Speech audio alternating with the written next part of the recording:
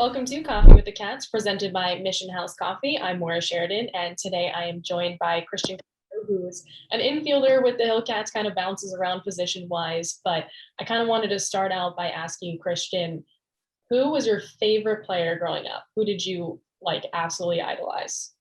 Growing up around the game, I loved Derek Jeter. I loved everything he was about and the way he acted on the field, and I just try to put it into my game as well. Yeah, what about his game have you kind of taken and tried to use to make your own? Like his kind of his mindset. He was always a winner, and he always played to win, and he played hard, and he was very consistent. So I try to be as consistent as possible as well. So you played high school baseball in Florida, and I'm sure it was competitive. What was your favorite memory from that time? We in high school, my senior year, we walked off in the state championship, and then we won. We went to states 3 years in a row, and that was probably some of the coolest things, some of the coolest moments in high school. Were there any other players on that team that ended up going to, big colleges or play professionally as well? Just this year in the 2021 draft, my friend who's the catcher at Florida State just got drafted by the Reds in the first round. And we've had plenty of other players going to big D1 schools like TCU, Texas, Penn State, LSU, all everywhere. And but our catcher just got drafted. And then we played a kid from the Indians in the state final now, Ray Delgado, who's with the Lake County Captains. And that was kind of like, we all kind of like met up in the state final, which is kind of cool. That's awesome. Where I'm from, there's nobody goes. I'm from Vermont, so it's extremely small. If someone ever went to LSU for a sport, it'd be the biggest thing that ever happened. Yeah. You were gonna go to LSU, right? Yeah, that's where I was competing. You would have been teammates with Espino. Am I? Yeah. Yeah, Espino was committed to LSU as well. So we went on our official together, and we knew each other before getting drafted. That's awesome. How happy are you for him that he's kind of earned this promotion? Awesome. I was so excited when he told me. I was like jumping out of the roof for him. So what was that draft experience like for you? What will you remember most about draft night? End up going in the fourth round. It was hectic. It was really hectic. I ended up going to school to start summer classes, and then while I was on my way and when I got to LSU, I ended up getting drafted, and we ended up turning back around and coming home. So it was definitely memorable. It was crazy. It was a crazy experience. What was that first year in Arizona like for you? What are the challenges that come with jumping from high school to professional baseball? It was definitely tough. Something I wouldn't trade it for anything though. It was tough mentally, physically, playing in 115 degrees every day. And it was tough, but it was like a good learning experience. And I feel like I've taken a lot from there and put it into my game here. And I feel like I'll just keep doing that as I move up. Yeah. Is there a small thing that you kind of weren't attuned to in high school and then you got to professional baseball and you kind of had a perspective change on a part of your game? Yeah.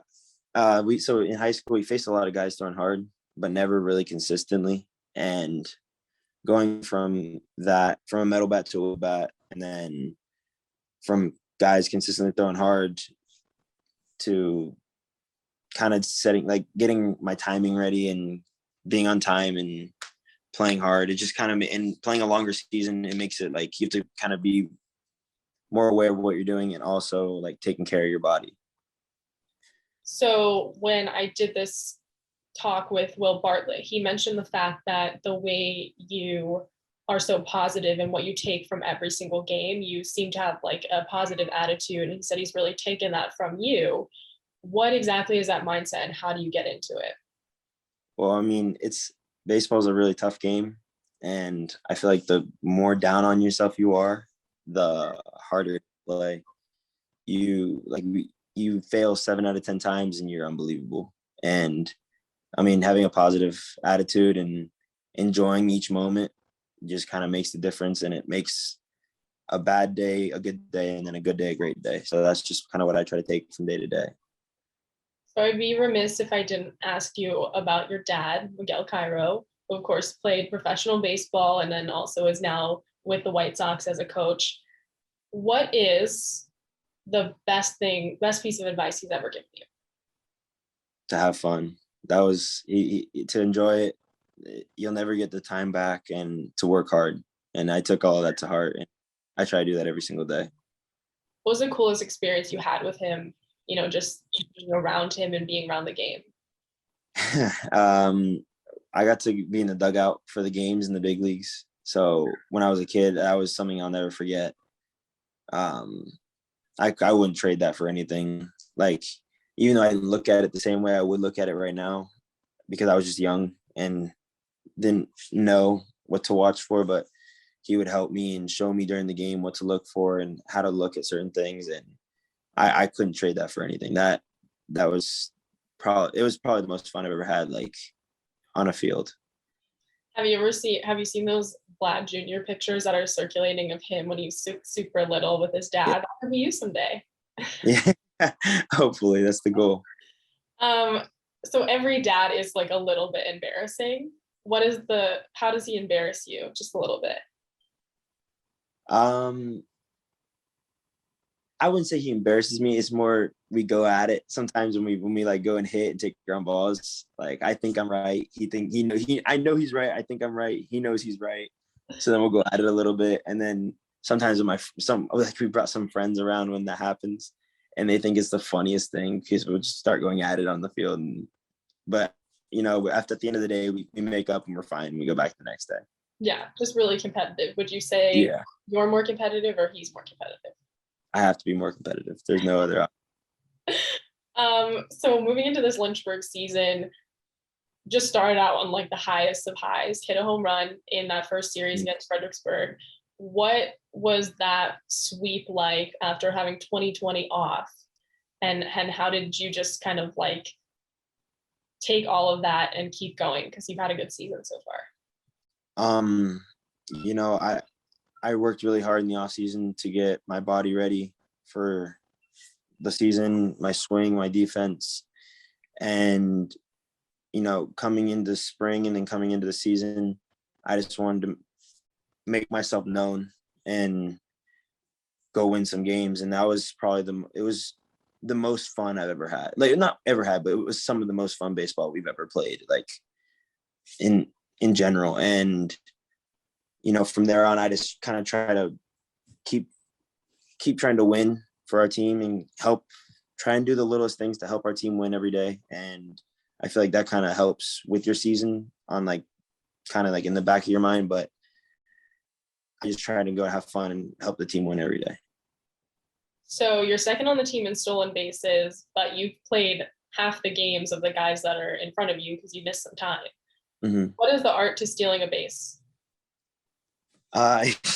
Getting a good jump, knowing the situation, knowing the defense, the catcher. This is kind of like a lot of little things that go into kind of getting a good jump. Yeah, I mean, is that just speed, or it's like a mental thing too? It's a very big mental thing. Speed helps. Being fast helps stealing a base, but like if you're smart about and know how to steal a base, it helps a lot more than being fast. So you hit a home run in front of your family yesterday, the first one since that opening series. What was that like? I saw you point in the crowd to them. That was awesome because I haven't played in front of my family since 2019. And it was awesome because I had my best friend there from home, my family, and some of his friends were there, and it was surreal. It was awesome. Was that the guy with the kind of like sick Cairo jersey? Where did he get that? My mom he's been asking my mom for one, and she got it for him for Christmas. Oh, that's awesome. So it was. Okay.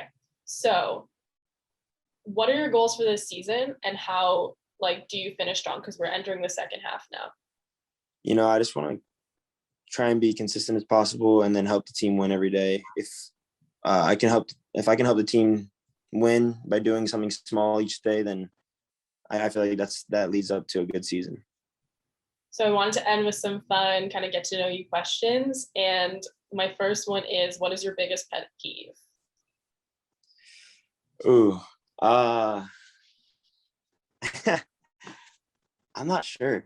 Like, so for me, from like myself, I have like a pet peeve for myself. Like when I leave everything everywhere, like in my locker, if I don't like not put it the right way, but like if it's just not like I can find it, then it kind of bothers me. Right. So that's just kind of me.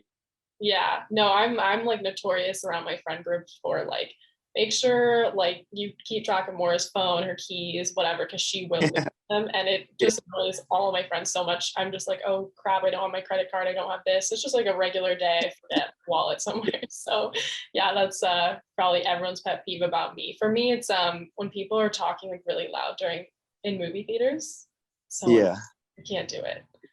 Sometimes my dad, when I'm talking to my dad, he'll like, I'll be next to him. He starts talking really loud. I'm like, why are you yelling? Like, I'm right next to you.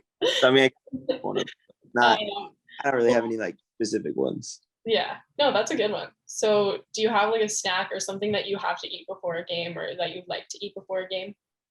I like to eat fruit. I'll save, if I don't eat my whole Chipotle bowl from like lunch, I'll save that before the game and eat. And yeah, that's pretty much it. I try every day. to eat a little bit. Pardon? Chipotle every day. Almost every day. Oh my gosh. Yeah. I'm so It's been, I've had it almost every day so far, but like I try to mix it up a good amount. But like with my family here, I won't eat Chipotle every day. I'll mix it up. What's your go-to? Like, what do you put in your bowl? I got white rice, black beans. I do double meat. I do carnitas and steak, guacamole, cheese, and sour cream. Sounds good. I probably gonna order Chipotle for lunch right now because of this conversation. I haven't been here so long. So who on this team? So say there's a reality show. Who would make the best like reality show? Kim Kardashian level interesting. Petey Halpin.